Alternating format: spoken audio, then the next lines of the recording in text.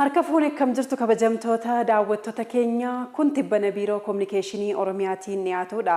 Tibbana keenya har'aatiin dhimmoota hawaasummaa, dinagdee fi siyaasaa kan biyyaaf kan naannoo qabannee dhiyaanneerraa hanga addisee taanaati waliin tura.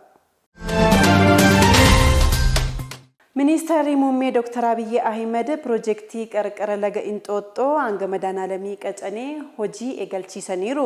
Ministeerri muummee Dr. Abiy Ahmed ergaa miidiyaa hawaasummaa isaaniin dabarsaniin piroojeektii deebisanii misoomsuu fi qarqara laga Inxooxxoo hanga madaanaalamii qacanee jiru hojii eegalchiifneerraa jechuun ibsaniiru. Kaka'umsi guddaan kun iddoowwan golgola'aan eegumsa biyyoo ammayyaa fi laga calaluudhaan gara bakkeewwan magariisaatti daruudhaan paarkiiwwan muduraalee, daandiiwwan deemsa miillaa fi biskileettii waliin qindeessuudhaan magaalaa guddoo keenya haaressinirraa jechuun ibsaniiru. Piroojeektichi misooma qarqara laga kiiloomeetira 22.25 akka hawwisu kun hojii misooma keenya addaan hin cinnee fi ragaa jiraataa ta'uu isaarrayyuu guddina biyya keenya kunuunsa naannoo fi haaromsi magaalaa hojiidhaan kan itti mul'atedha jechuun Dr. Abiy kan ibsan torban kana keessa.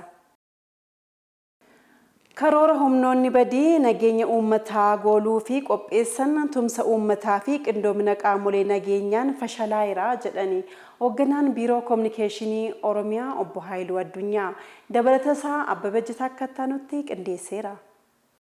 Mootummaan naannoo Oromiyaa nageenya naannichaa waaressuun injifannoo aarsaa qaaliin argame sadarkaa duubatti deebi'uu hin dandeenyerraan ga'uuf akka duudhaa fi safuu Oromootti waamicha taasisaa tureen humnoonni hidhatanii bosona turan hedduun galuun balbala qabsoo karaa nagaaf banametti fayyadamuu isaanii hoogganaan biiroo kominikeeshinii obbo Haayiluu Addunyaa ibsaniiru. Kanaanis Oromiyaatti qilleensi nagaa qilleensa'ee hojiilee misoomaa fuulduratti tarkaanfachiisuun kan danda'ame ta'us himaniiru. Haa ta'u malee humnoonni shororkeessaa shanee balbala qabsoo karaa nagaa diduuni bosonatti afanii hojii shororkeessummaa isaanii itti fufuun uummata nagaa irratti gocha garaa jabinaa raawwachaa jiraachuu ibsaniiru. Humnoonni badii kunneen filannoo biyyaalessaa marsaa 7ffaa danquu fi ergama fudhatanii hojjechaa kan turan ta'us uummanni sodaachisaa fi dhaadannoo shororkeessitootaan osoo hin daangeffamin ba'ee sagalee isaa kennuun filannichi milkaa'uu himaniiru. Humnoonni shororkeessaa filannoo danquuf karoora qopheessanii dambalii uummataa uumameen kasaaraan irra ga'uu hordofee uummata nagaa irratti tarkaanfii fudhachuun haaloo baannaa irratti bobba'anii jiraachuu obbo Haayiluun ibsaniiru. Gochi badii torbanuma kana keessa godina Arsii aanaa Sakootti bifa gara jabina qabuun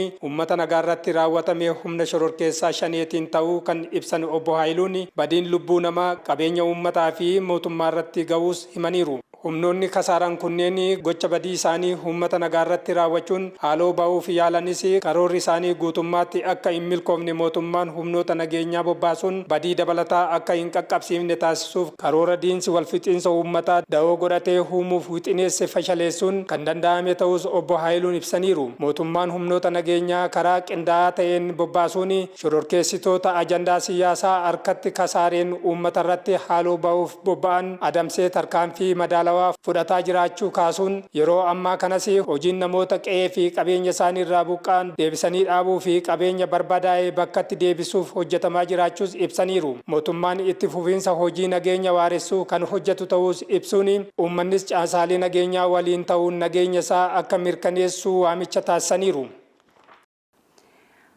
Manni maree paartilee siyaasaa naannoo Oromiyaa filannoo marsaa 7ffaa hirmaachisaa diimokiraatawaa fi bilisa ta'uu ibsee dabalatasaa Marshaa Shooppaa akka taanutti qindeesseera.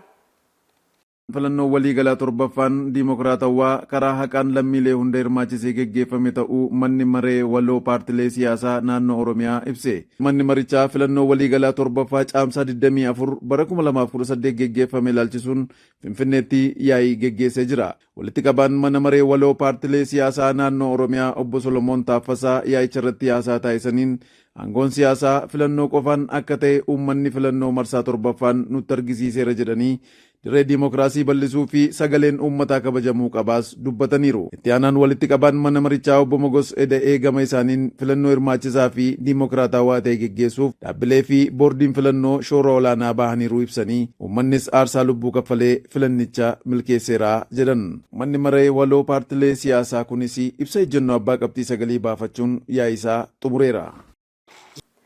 Egaan kabajamtoota daawwattoota keenya tibbana keenya har'aa biiroo kominikeeshinii Oromiyaatiin qabannee dhiyaanne kanarratti xumurreerra. Odeeffannoo dabalataa argachuuf yuutuubii, feesbuukii, teelegiraamii, tiiktookii, kallacha Oromiyaa laayik, sheer, kooment, sabskiraayib gochuun hordofaa isiniin jechaa torban tibbana kan biroo qabannee hanga walitti deebinutti nagaan nuuf tura.